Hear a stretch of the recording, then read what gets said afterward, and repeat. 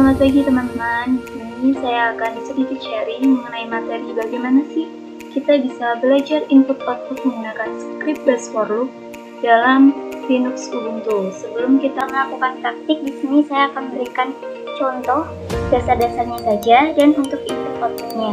Sebelumnya kita harus tahu dulu script based for loop itu apa, yang sering dikatakan juga dengan istilah perulangan. Perulangan juga berasal dari bahasa Inggris, yaitu loop, yang memiliki arti instruksi program yang bertujuan untuk mempermudah suatu proses yang berulang-ulang.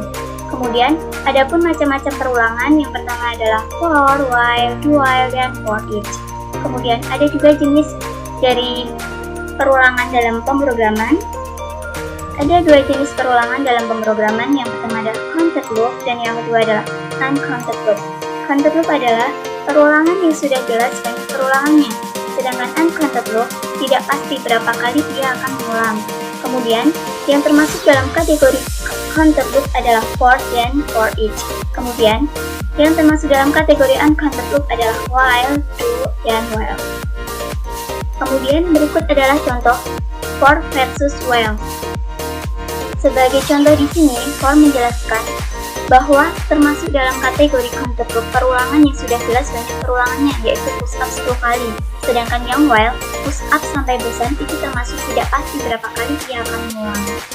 Kemudian, untuk melakukan praktik, pertama-tama kita harus buka dulu terminal pada Linux Ubuntu.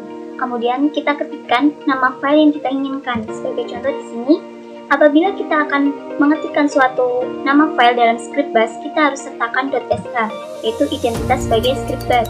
Kemudian tekan enter dan masuk dalam halaman script. Kita inputkan script. Berikut ada keterangan i adalah pengganti untuk variabel, in memisahkan variabel dan item yang mengikuti. Angka 1, 2, 3, 4, 5 adalah contoh item yang instruksinya ingin Anda ikuti. Di sini sebagai contoh hanya angka 1 sampai 5 saja. Apabila kalian ingin mengubahnya, silahkan, dan itu juga bukan ketentuan dari kami. Kemudian do adalah keyword yang mengaktifkan loop. Echo adalah kode yang akan diulang sebanyak n kali. Kemudian done untuk memberhentikan loop.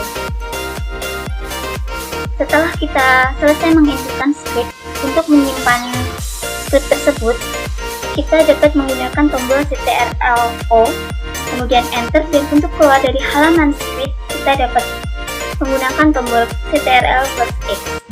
Berikut, file berhasil disimpan. Keterangan selanjutnya adalah executable atau dapat dijalankan, dan ls pemeriksaan file yang telah disimpan. Kemudian, untuk menjalankan suatu program dalam script bash, kita harus menyertakan // diikuti nama file. Kemudian berikut adalah hasil outputnya. Dapat disimpulkan bahwa script based loop menggunakan for berhasil diakses sesuai dengan inputan data. Kemudian contoh yang kedua, for versi yang kedua, dan berikut adalah perbedaannya. Hasil output seperti ini. Kode di atas menunjukkan bahwa value awalnya adalah 1. Simbol kurang dari sama dengan 10 yang berarti value-nya tidak boleh lebih besar daripada 10.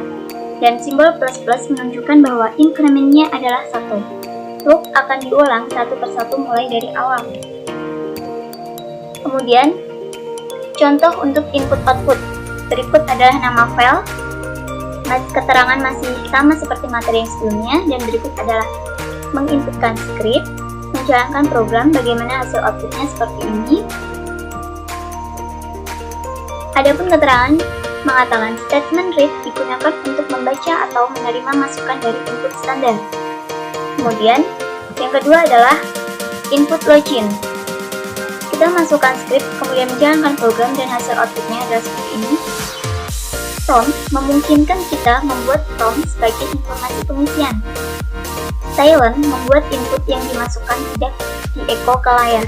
Berikut adalah contoh, yaitu password tidak kita outputkan dalam output. Kemudian yang ketiga adalah input-output. Memasukkan script, menjalankan program, dan berikut adalah hasil outputnya. Jadi, nchar menentukan banyak karakter yang diinput.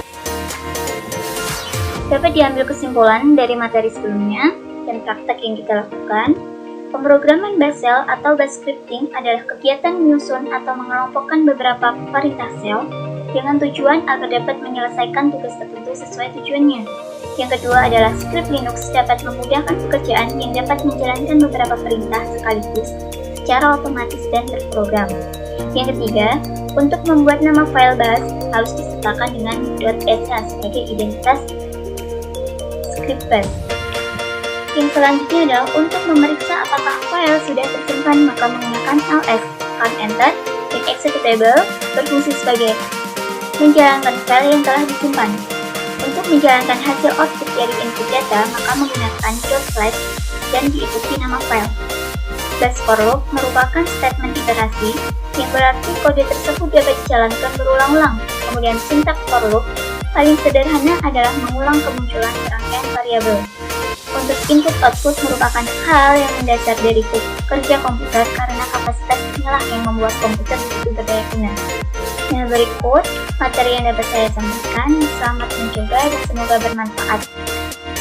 Terima kasih, salam kenal dari saya, Cynthia Ayun dari Program Studi Manajemen Informatika semester 4 dari mahasiswa Politeknik Indonesia Surakarta. Terima kasih.